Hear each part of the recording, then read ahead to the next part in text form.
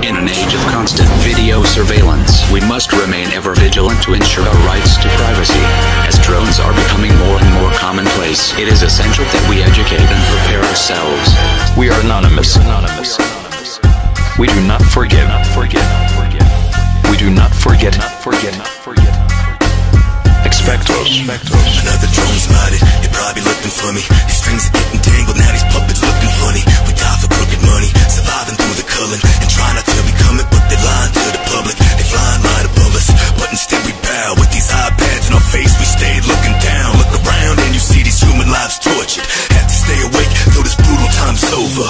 Psychotropic drugs, suicide soldiers take their own lives while they choose to die for us. Control us, program us, now the plans to have us looking like James Holmes and Adam Lanza. Cram us in hospitals and give us cancer. Body scan us to scan us, put down your cameras and get your hands off of me, bam, you on the canvas. This ain't the answer to the problem that's at hand. We just need to realize we all have a hand in this. You'd be surprised. Freaking legal and ethics people say, we need to win this motherfucker. Hillary is aware of all the work that you guys do, I hope.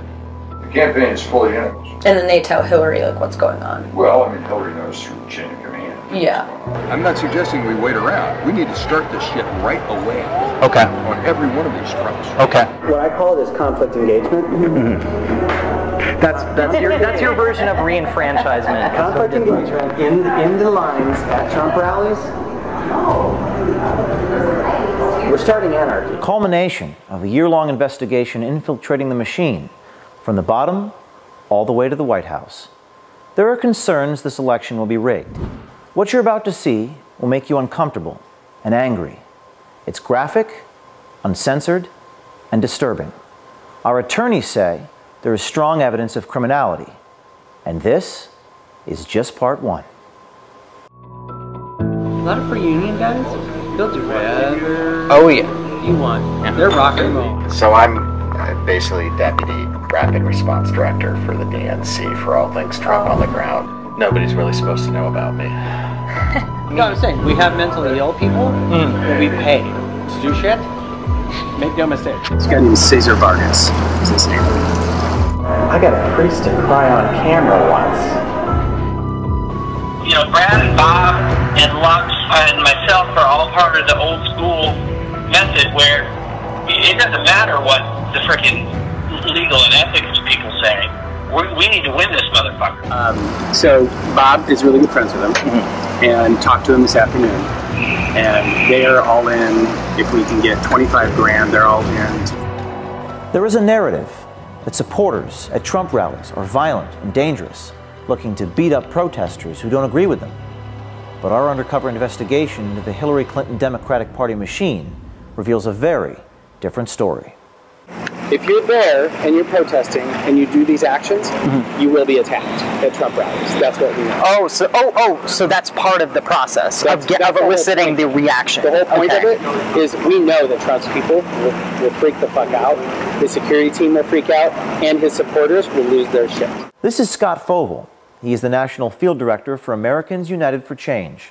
He used to work for People for the American Way, an organization funded by George Soros. He also has his own company called the Fovel Group.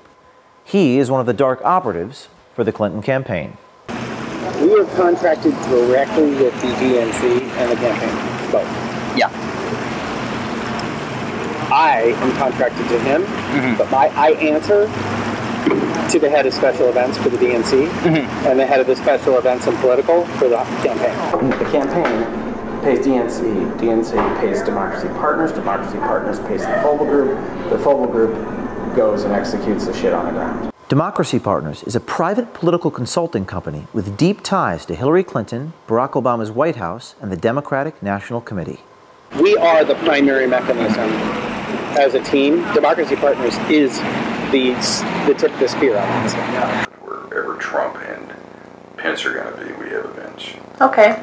And we have a whole team across the country that does that.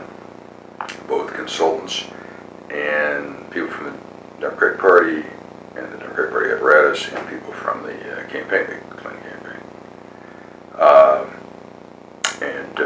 My role with the campaign is to manage all that. Bob Creamer is Democracy Partners. He is the husband of Jan Schakowsky, a Democratic congresswoman from Chicago, and in 2005 he pled guilty to tax violations and bank fraud. He was convicted and sentenced to 5 months in prison and 11 months of house arrest. He founded Democracy Partners in 2011. Just for a little orientation, Democracy Partners is kind of a group practice of a variety of consultants that do essentially a wide variety of different kinds of political consulting. I work with Bob Kramer one-to-one all the time. I'm the white hat. Democracy Partners is kind of the dark hat. Bob Kramer is diabolical, and I love him for it. Yeah. This investigation has revealed compelling evidence of a dark money conspiracy, a violation of federal campaign coordination laws between Hillary Clinton's campaign, Priorities USA, Hillary's super PAC, and the Democratic National Committee. We have a quick deliverable that we have to deliver every day for our groups of clients who are involved in these projects. AUFC, A4C, which is Alliance for Change, Alliance for Retired Americans, which is part of AFL-CIO. They're one of our partners on the AUFC stuff for Social Security. Depends on the issue. And then there's the DNC and the campaigns and priorities. Priorities is a big part of this too. The campaigns and DNC cannot coordinate with priorities, but I guarantee you that the people who run the super PACs all talk to each other, and we and a few other people are the hubs of that communication. Like, so you're kind of like intermediaries between the super PACs and the DNC. But they can't, the DNC, they can't talk to each other. Okay. But you guys are kind of like... We're consultants, so we're not the official entity. And so those conversations can be had between consultants who are working for different parts. Yeah. Okay. That's why there's Bob, who's the primary there, and I'm a sub to him, and I'm also primary to AUFC separately. That's why. So there's like a Morse code between the DNC and the super PACs. It's less of a Morse code than it is a text conversation that never ends. It's like that. It's kind of like an ongoing Pony Express.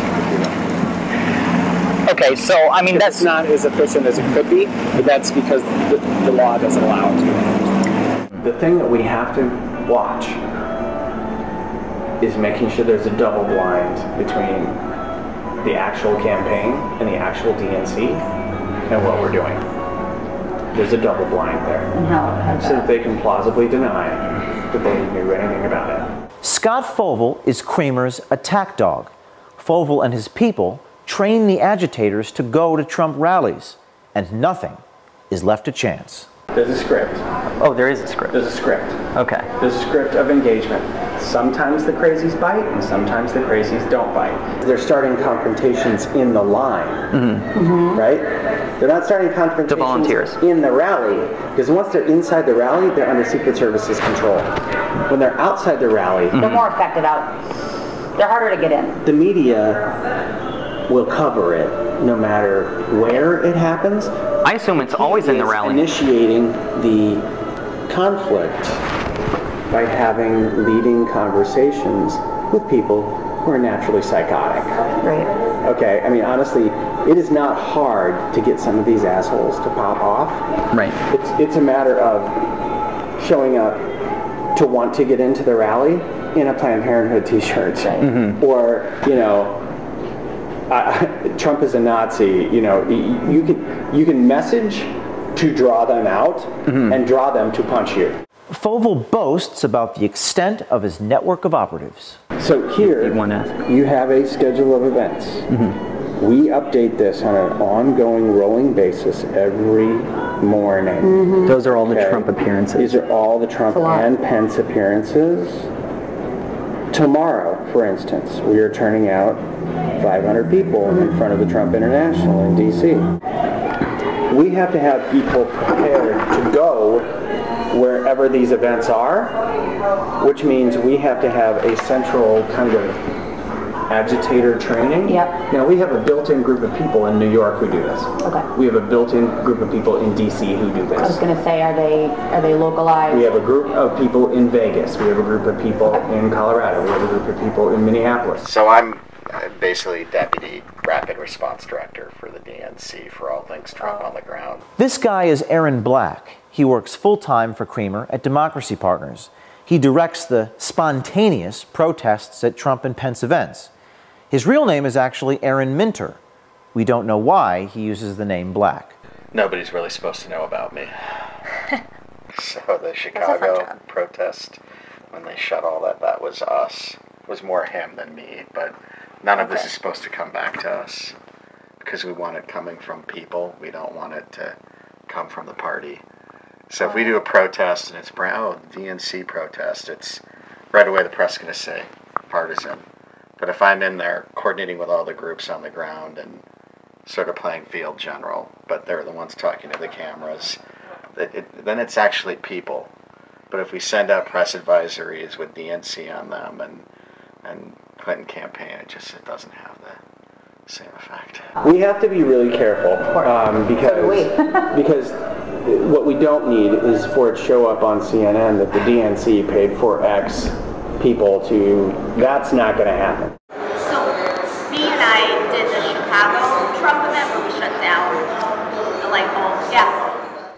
Zulema Rodriguez and Aaron Black are bragging about a protest last March that turned extremely violent and led the Trump campaign to cancel a huge rally.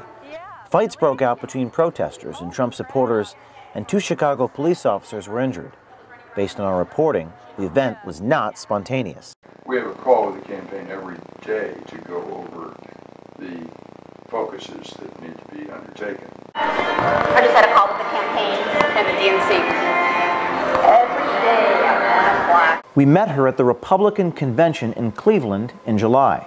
And then we also did the Arizona one where we shut the highway down. Yeah, really? Yeah. This Clinton dark machine is also prepared for the fallout from the violence they foment at the Trump rallies and other demonstrations. Because the one thing I'm never going to do is have some kid get punched out at a rally and then not have his doctor bill and his legal bill, if he gets arrested, pay for it.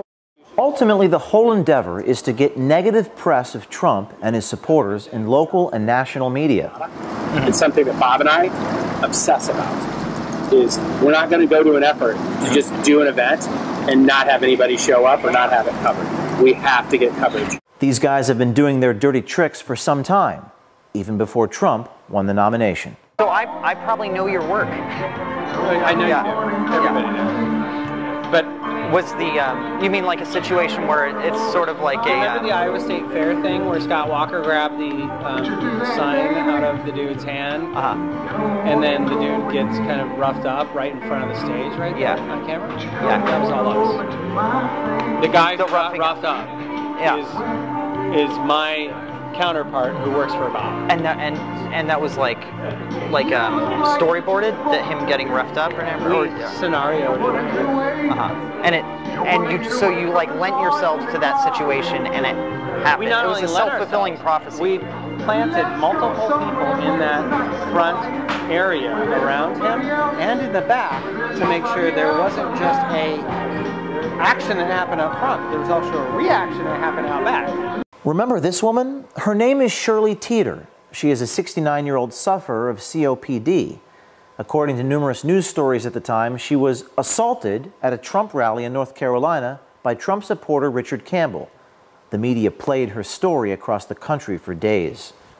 She was one of our activists. She was one of your activists who had been trained up to bird dogs. Yes. So the term bird dogging, you put people in the line at the front, which means they have to get there at 6 o'clock in the morning, so they're getting the front of the rally, so that when Trump comes down the rope line, they're the ones asking him the question in front of the reporters because they're pre-placed there. To funnel that kind of operation, you have to start back with people 2 weeks ahead of time and train them how to ask questions. Right. You have to train them to bird dog. No, I'm saying, we have mentally ill people that we pay to do shit. Make no mistake. Over the last 20 years, I paid off a few homeless guys to do some crazy stuff, and I've also taken them for dinner, and I've also made sure they had a hotel and a shower, and I put them in a program. Like, I've done that, but the reality is a lot of, especially in our union guys, a lot of our union guys, they'll do whatever you want. Yeah. They're rock and roll. When I need to get something done in Arkansas, the first guy I call is the head of the AFL-CIO down there, because he will say, what do you need? And I will say, I need a guy who will do this and this, and they find that guy. And that guy will be like, yeah, hell, let's do it. Bird dogging. Bird dogging. It's a word we had not heard until we got into this investigation. But when we checked the WikiLeaks Clinton emails, we found references to the term in emails to and from the campaign. This is a chain where Clinton campaign manager Robbie Mook suggests it might be a tactic to employ to shore up support with Hispanic voters. After our report, they may also need some help with the people in Iowa and Wisconsin. So I have to be really honest. Iowa is a difficult case because it's a 50-50 state, and honestly, half the state is racist as fuck. I came home last night and really I was upset because that's not the way I was raised, and that's not the Iowa that I grew up in, but you kind of have to accept that that's the way it is. Now.